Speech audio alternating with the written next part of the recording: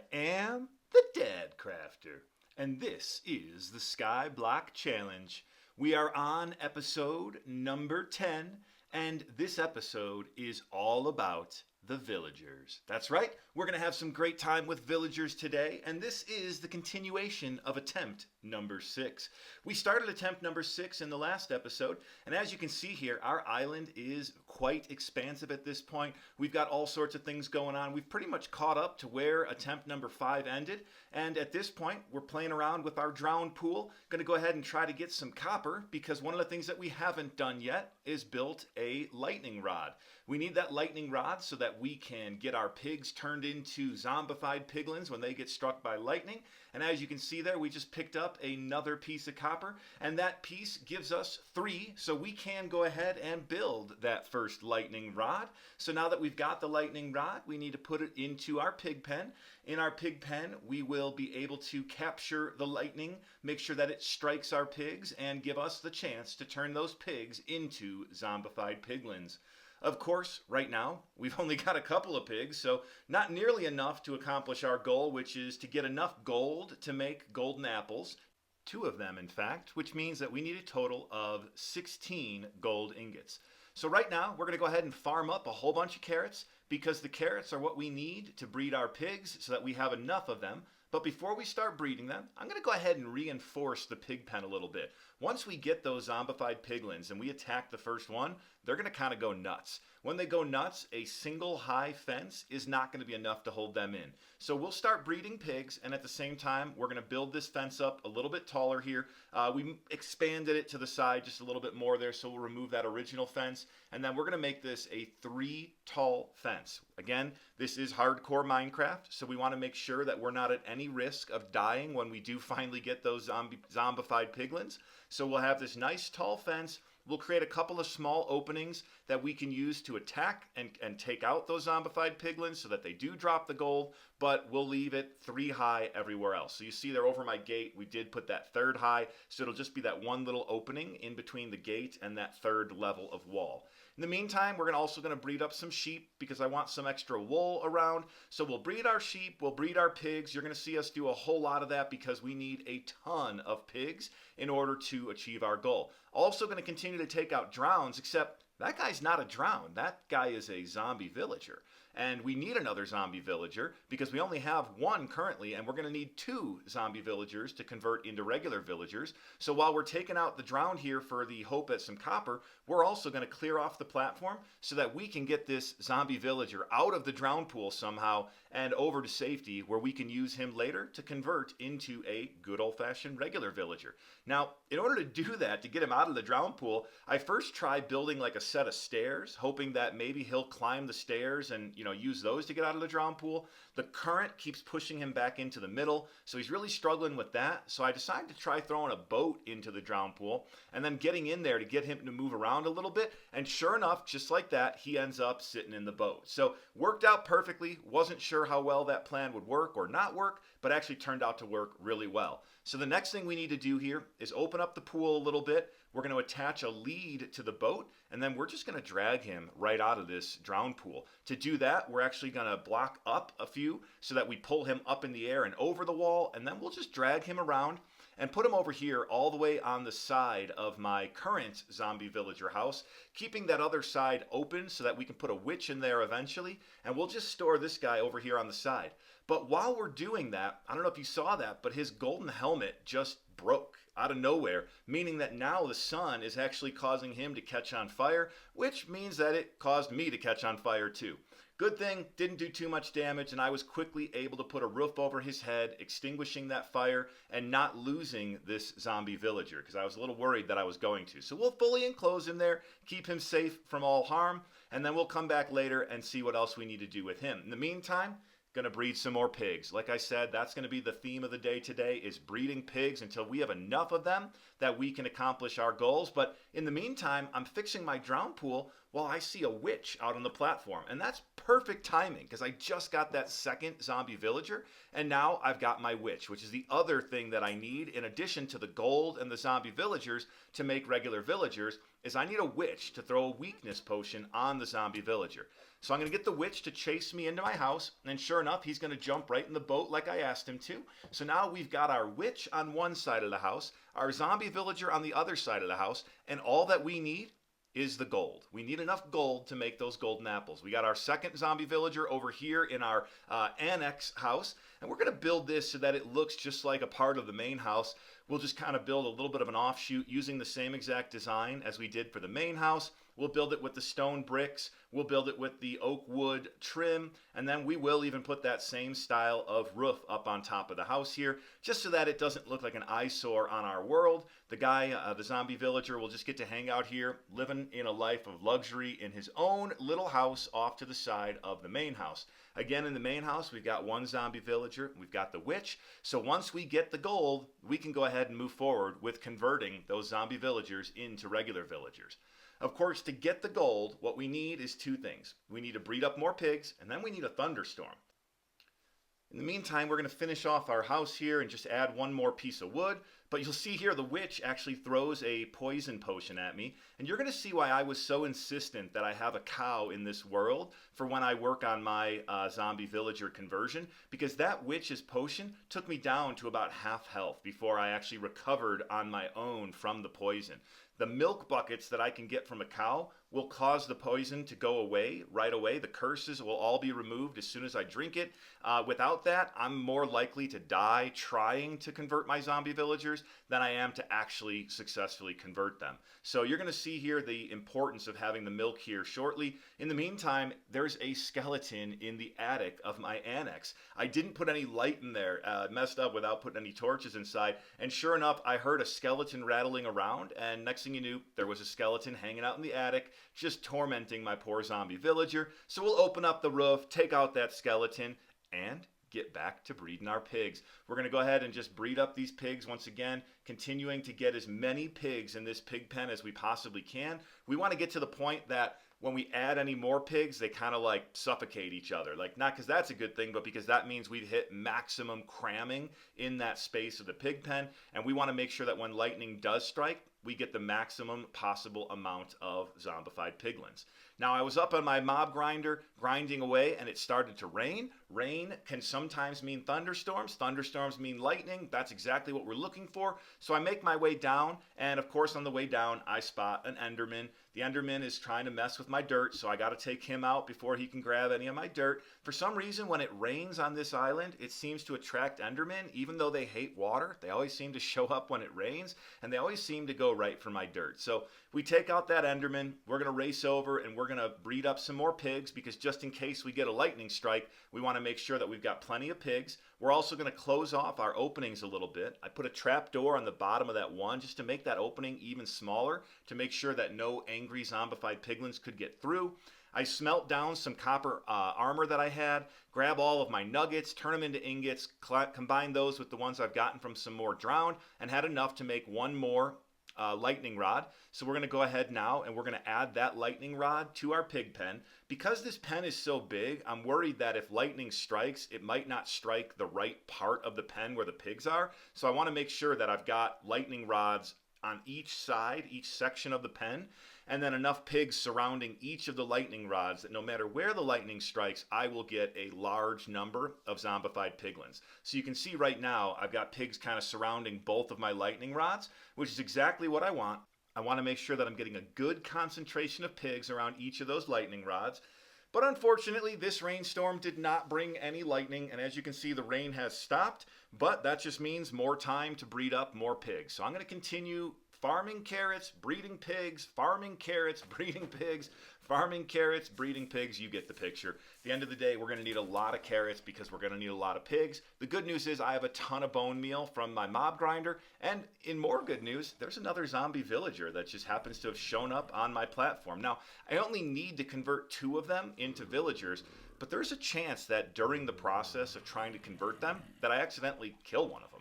So it never hurts to have a spare of anything, and in this case, a spare zombie villager would be awesome. Now you see how lucky I got there. I was able to trick those 2 zombies into making their way into my drown pool while the zombie villager didn't. Not sure how that worked out, but we're going to get this guy to follow me out, way out to my platform here, get him to go into a boat, and then we're going to do the same thing we did with the other zombie villager, and we're going to build a box around this guy, just somewhere to keep him safe. Not sure if I'll even need him, but if I do, I'll have him, and I won't have to worry about trying to find him. In the meantime, we're going to add a little bit more safety to our island. We've gotten to a point where an accidental fall off the edge would be absolutely tragic, and realized that I had a section of no wall there, so we're going to go ahead and add the wall to that section. Back up on my mob grinder, we've got we've got a chicken jockey, a baby zombie on a chicken, and for once, he's actually fallen in the grinder without a million other mobs. So I decided I'm going to try for something here. In the last attempt, I managed to get the lava chicken music disc. In this attempt, I don't have one yet, so we're going to try to kill this baby zombie off the chicken to get that lava chicken music disc, and sure enough, we've got it. La la la lava, chicken.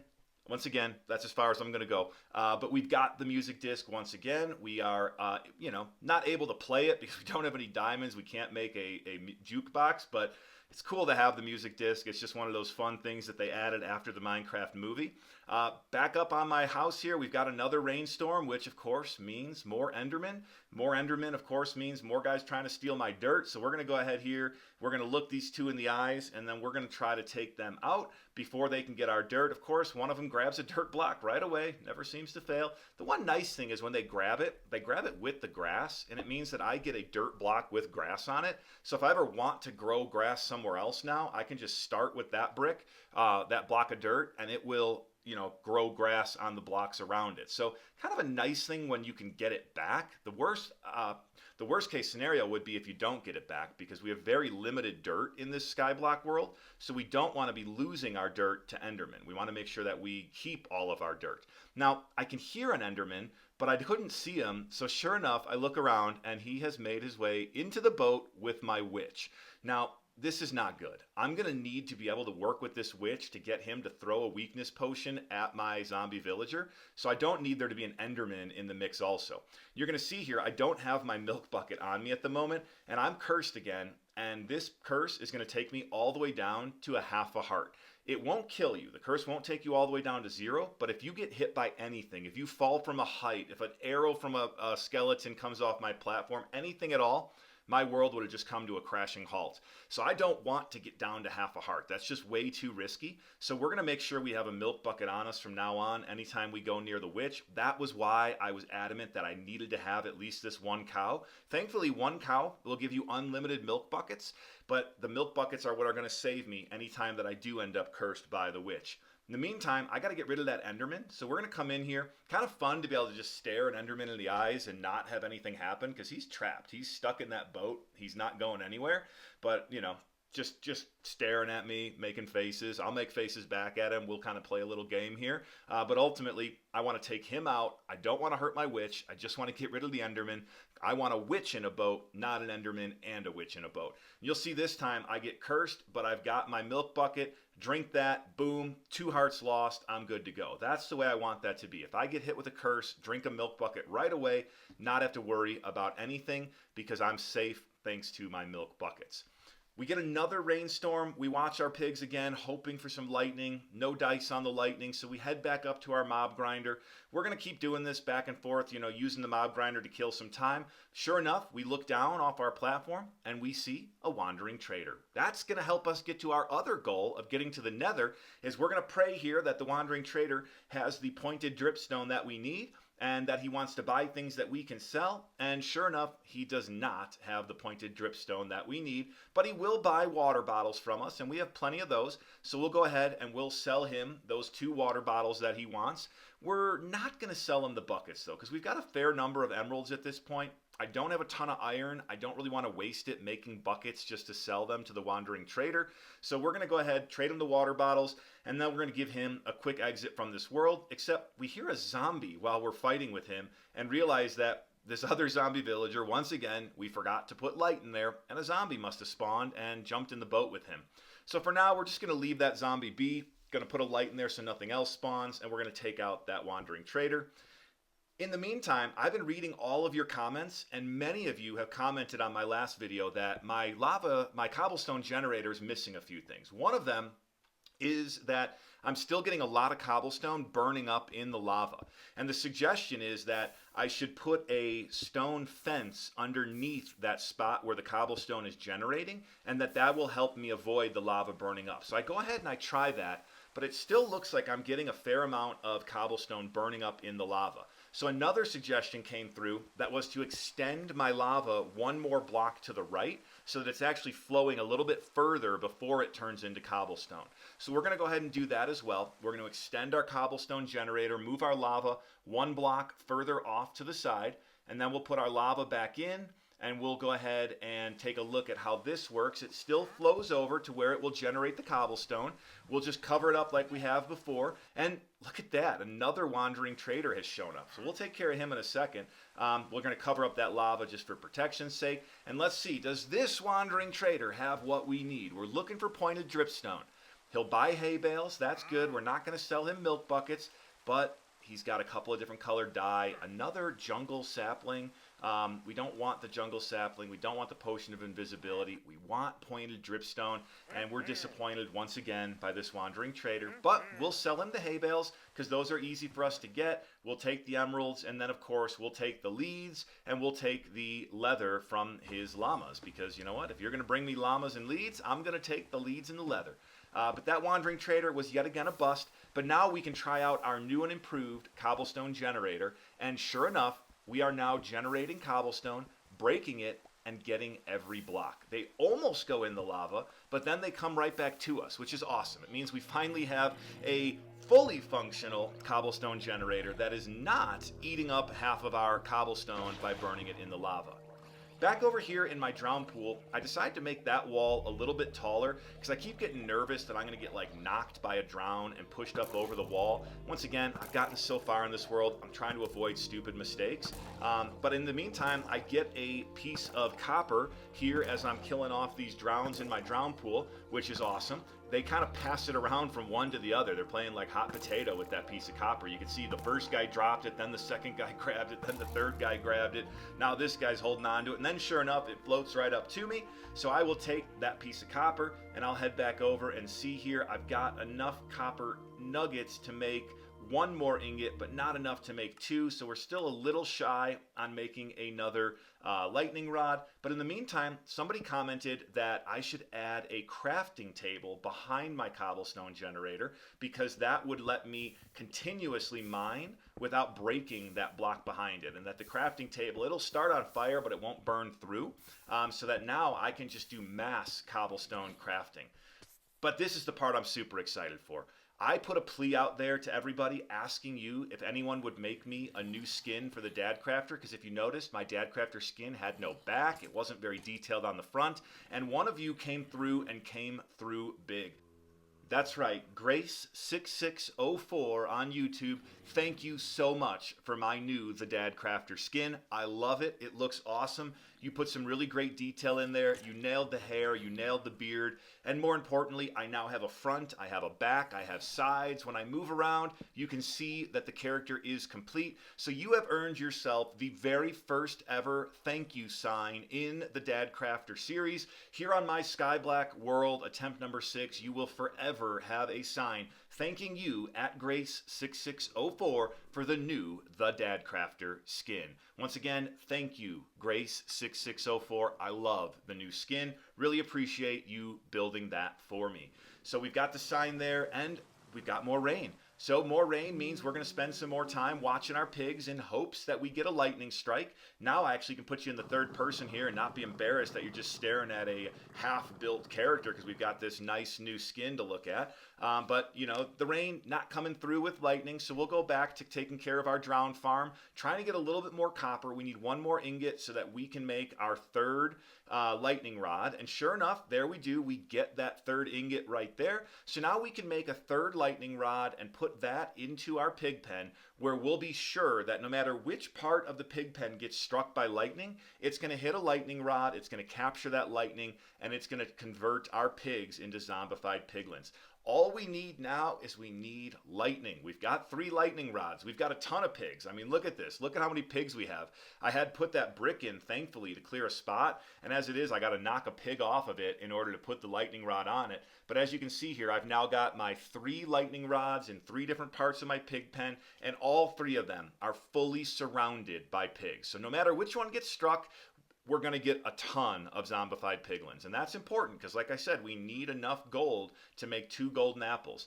So we head back up to our mob grinder. Once again, we're just kind of killing time here. We're looking for a wandering trader, and we're looking for a lightning storm. Those are the 2 things that we need at this point. We need some pointed dripstone to multiply our lava. We need a lightning storm so that we can get some gold. The other option is if we got enough gold armor, we could make the gold nuggets into gold ingots this way, but it's going to take forever. The much faster way is going to be if we can get a lightning storm. But sure enough, we get a wandering trader, and that's the other thing that we need. So we've got yet another wandering trader, and we're getting better luck with wandering trader spawns, but we're not getting very good luck with what they're trading us. So we're going to try to do a good luck dance there. I'm excited to see that he wants to buy a fermented spider eye. Those are worth a lot of emeralds, and I've got plenty of them. But once again, he does not have the pointed dripstone that I'm looking for. So really starting to feel like the odds are not in my favor here. I've had enough wandering traders at this point that I feel like I should have got a pointed dripstone. But I'll take 8 emeralds from this guy. He doesn't have anything that I really want to buy. I consider the podzol, consider the cherry wood, consider the rooted dirt, but really and truly, none of those are going to get me any closer to my goals, and I'd like to just make sure that if something did pop up that I wanted to buy, I can afford it, and more importantly, I'm really just looking for that pointed dripstone. In the meantime, we get a 4th zombie villager show up while I was looking over on my platform. Still have the wandering trader over here. Make a little mistake here, invite the zombie villager over to a boat that I place, but I make him walk right past my wandering trader, and he takes out a llama on his way to the boat, but he does eventually find his way into the boat, at which point I decide, all right, well, I've got my lead, I'll go ahead and take out this other llama. Of course, the wandering trader is invisible again, making it a little bit tough to find him, so I'm trying to take out the wandering trader, and what does that guy do but make his way into the boat with my zombie villager? You can see the bubbles there. I now have a zombie villager and a wandering trader hanging out together in a boat. Now, I thought for sure the zombie villager would kill off the wandering trader in this case, but he didn't, so I had to do the job for him because at the end of the day, I want a new wandering trader. I don't want this one to stick around since he doesn't have anything that I want. So I'm going to do the same thing yet again and box in this zombie villager. I now have 2 spares. If I lose one, I have 2 extra zombie villagers. So I'm sure I'll be fine converting them. I just need that stinking lightning strike. We get another storm. This one's long. You can see it's raining for a long time, but we don't get anything in the form of lightning. However, what we do get is another stinking Enderman. And once again, he's after my dirt. Those Endermen, they just love to show up in the rain, and they love to steal my dirt. This one he stole right out from under a tree. So we're going to get that dirt back from him. No grass on the dirt, but that's all right. He gives us an ender pearl for our trouble. And we'll go back up, and we'll continue watching for that lightning strike, which unfortunately, it just seems like we are striking out on 2 things. We're striking out on lightning strikes, and we're striking out on pointed dripstone. So, with the end of that thunderstorm, we make our way back up to our mob grinder in shame to go ahead and grind away at more mobs, looking for that gold armor, which we do get some gold armor. We do get another iron ingot, so I mean, we're getting resources. We're starting to get a fair number of iron ingots. We're getting a fair number of gold armor, but we get another rainstorm, and it just keeps raining here on the island. So that's the good news, is we're getting plenty of rain. So I head down to watch the pigs, and sure enough, what happens? But a phantom spawns. I've forgotten to go to sleep, and you're going to see here the phantom spawns right as I finally get the thunderstorm. It is raining with thunder and lightning, and I can't go to sleep to get rid of the phantom, or I will sleep right through this thunderstorm, the thing I have been waiting for. So I have no choice but to fight off the phantom, which you can see I am not the best phantom fighter that has ever lived, but I am, at the end of the day, the Dadcrafter, and we will persevere, and we will make sure that we get this phantom, hopefully before the lightning strikes my pigs, because I want to make sure I get that for you guys. That's why I keep watching the pigs every time that it rains, is I want to make sure I get it on camera the moment that we turn pigs into zombified piglins. So we've got a raging thunderstorm, but we've also got a phantom that just will not die and will not leave me alone. So we've got no choice but to continue to focus on this phantom just a little bit longer. And there it is. I get the kill shot on him. He drops me a piece of membrane, which we've talked about, not really much use here in this world. But what is important is you can see those lightning rods are sparkling, which means that they are sensing the lightning. And we're waiting and waiting and waiting. And we see lightning, but it's just not striking the right place until the moment when it does. And just like that, we've got a lightning strike in our pig pen. And thankfully, we added that third lightning rod because it struck the one that we just added and converted all the pigs nearby into zombified piglins. Exactly what we needed. We now have a whole ton of zombified piglins hanging out in our pig pen. Didn't get all the pigs, unfortunately. I would have loved if every pig in there turned into a zombified piglin. It is still raining. There is still lightning, as you can see in the background there. So I'm going to hang out and hope that maybe we get another lightning strike in there. Unfortunately, we don't. But I think we probably have enough zombified piglins. So I'm going to go ahead and shoot one just to get them angry. We talked about it before. I don't want to die trying to get these guys. I want their gold. I don't want to lose my world. So I want to get them angry while I'm safely up here on the roof. And I'm just looking around to make sure, are they able to get out? And you can see they're jumping to where if that was a one high fence, they would be out of there. If it was too high, they might be out of there. It's so crammed in there that they kind of jump on top of pigs, on top of each other. But that 3 high fence seems to be doing the trick. It seems to be holding them in there. So I do finally deem that it is safe enough for me to go ahead and go down and start attacking and taking out those zombified piglins because I do have to eliminate them in order to get the gold from them. And I'm hoping that I get enough gold to make 16 gold ingots. That's what I need to make my 2 golden apples. And you can see I've got my 2 openings here, just the tiniest of openings with the trapdoor blocking it, with the fence on the outside. I'm trying to make sure that nobody can come out of there because it wouldn't take much for these guys to kill me if they got free. So I'm just going to go ahead and swipe away, burn through an entire sword, almost through another sword, but eventually I do get all of those zombified piglins. You can see coming through the fence, I've already got 2 ingots and a couple of swords. Going to go back up on the roof, look and see, verify that it is indeed safe in here, that there are no more zombified piglins. It's just regular old pigs. And you'll see here in a second, I'll show my inventory again. And I have 64 plus 21. I have 85 gold nuggets. I have about a dozen gold swords. And I have a handful, 3 gold ingots already. So I think I have just about enough gold here to meet my goal. But I got to get out and start combining it. Oh, that's right. I had 2 other ingots. So I've got 5 ingots and I've got all those nuggets. I've got 14 ingots and 5 nuggets. But I've also got all of these gold swords. So we're going to go ahead, we're going to smelt down the gold swords and see if we've got enough. We need to come up with 2 more ingots, which means we need 18 nuggets. Would you look at that? With 1 sword to spare, I get my 18 nuggets and 14 ingots. I have exactly 16 gold ingots, which is the number that I need to make 2 golden apples. Now, I did have 4 other gold ingots that I've gotten from smelting down armor I found in my mob grinder, but I think it's really cool that my zombified piglins gave me exactly the number of ingots I needed to make my 2 golden apples. That plan worked really, really well. So now we are on to the conversion process, which we've talked about it. This is not going to be easy. It's going to involve getting cursed quite a bit. So I've got 2 buckets of milk ready to go. Having those on hand is going to make sure that those curses don't kill me, because at the end of the day, I now am even more concerned about losing my world now that I've actually gotten my lightning strike. I have my 2 golden apples. We've gotten so far. We do not want to lose this world. So what we're going to do is we're going to start using trap doors to kind of create a little bit of a containment zone for the witch, because if he hits me with every curse, I'm going to have a really hard time completing this task. So you can see there, already got hit once, drank the milk, went and refilled it. Going to continue to put trap doors in strategically around the witch, trying to make it so that when they throw potions, they don't all hit me. Because what I need to do here is I need to let the witch poison me. I need to do enough damage to the witch and then stand really close to it, and that will cause it to throw a weakness potion. When they throw a weakness potion and hit me, you'll see a little sword icon show up on my screen here.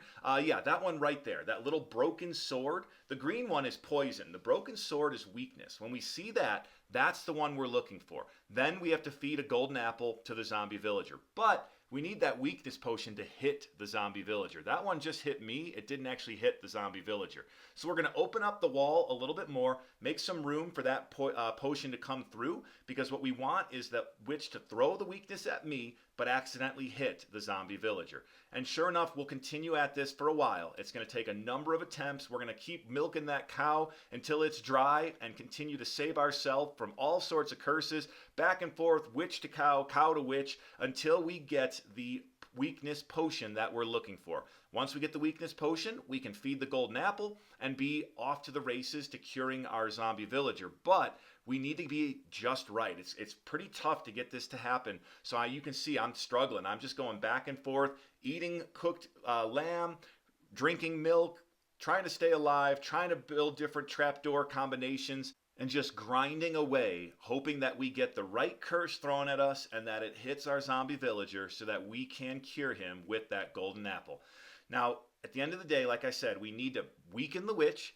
He's going to first want to throw a poison potion at us, so we're going to have to be able to withstand that poison, and then stand close enough that he throws that weakness, which he just did. And I think it hit our zombie villager. It did. So we feed him that golden apple, and just like that, we have set the stage for curing our first zombie villager. I'll drink some milk to cure myself. Going to open this wall up, and we're going to drag this zombie villager to safety. You can see those kind of yellow bubbles coming off of him. That means that he is healing. He's also shaking, which is another indication that he's been cured. But it takes a few minutes for that curing to completely convert him back into a regular villager. But this guy's done for. He has been cured. We are one step closer to that goal of having villagers that we can convert, or that we can breed and achieve our full goal of breeding 2 villagers. So right now we've got 1 cured villager. Next step is we need to cure another. And if you recall, I've got a couple of villagers to choose from. I'm going to choose this guy here that's hanging out with the zombie in his boat.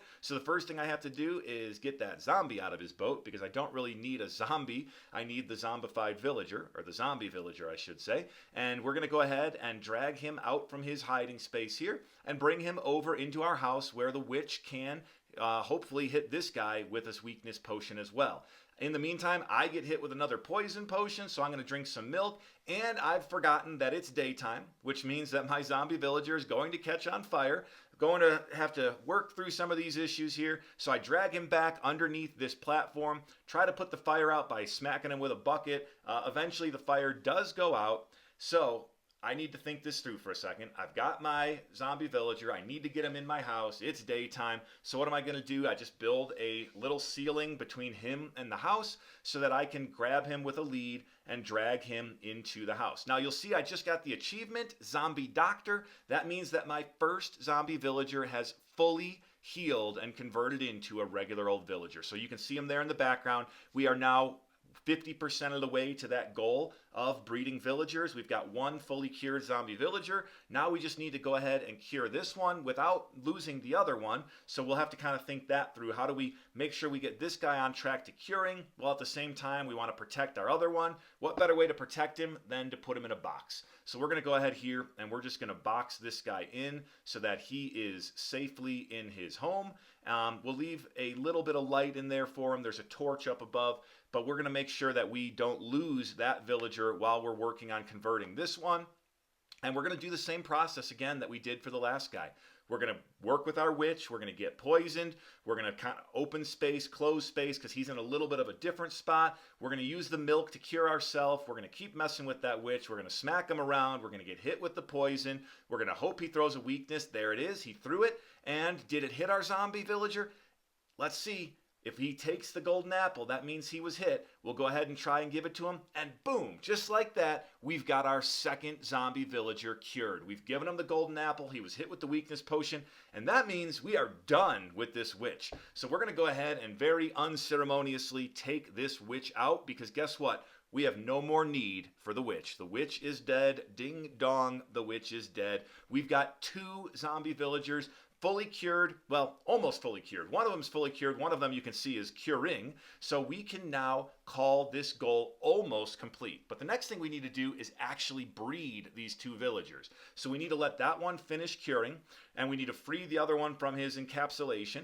But in the meantime, we need to do a little conversion on our house here. Villagers can open doors. They cannot open fence gates. So we're going to get rid of all the doors on this building and replace them with fence gates, because we want our villagers to stay in this house that we've built for them.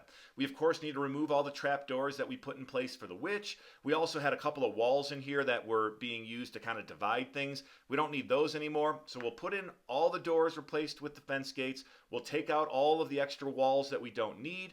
And we're also going to go ahead and follow another tip that I got from one of you in the comments. And we're going to add some fences into our windows, kind of create that window effect within the opening here. Since we don't have glass, we need something to put in there for a little protection. Still lets the light in, but keeps everything else out. So we'll just add these fence posts into each of our windows, creating that nice kind of medieval castle looking window effect. They look really good and they serve a purpose, so I love that. Thank you for that suggestion.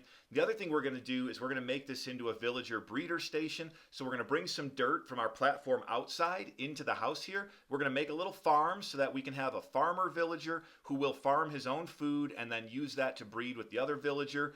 So we'll grab a bunch of this dirt. We're not looking for passive mobs to spawn anymore, but we are looking to have our villagers breed. So we'll bring the dirt in and we'll now open up this entire area around our villager. We now have both villagers fully converted into regular villagers, so we no longer have any zombie villagers. We have 2 completely cured villagers. We are so close to achieving one of our goals that I can taste it. We're going to go ahead, add another piece of dirt here. We're going to make sure that we've got as much dirt as possible in here to make a little farm, and then we'll add a wall up here so that we keep our 2 initial villagers up here on this farm. We're going to add a trap door up at the top, just stacking 3 to get that top one in place. That'll let the baby villagers come out of the farm, but it'll keep the original villagers in the farm. So the next thing we've got to do is go ahead and actually till all the soil, and it's pretty well starting to look like a farm in here. The only thing that we're missing is the composter. We need to give this farmer a job, and to do that, we're going to need to put a composter in.